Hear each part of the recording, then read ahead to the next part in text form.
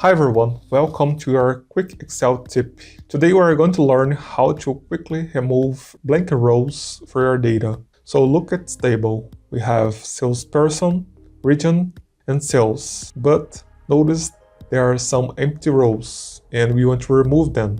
First, select your data. Just click and drag your mouse. Next, go to the Home tab. On the right side, find and Select. Click on it and then choose Go to the Special. A new window will open. Here select Blanks. This tells Excel to find all the empty cells in your selection. Then click OK. We will see all the blank cells are now highlighted. With the blank cells still select, go back to the Home tab, look for the Delete button, click on it, and then choose Delete Sheet Rows. And there we go, all the blank rows are gone. Your data is now clean and organized. Thanks for watching and see you next time.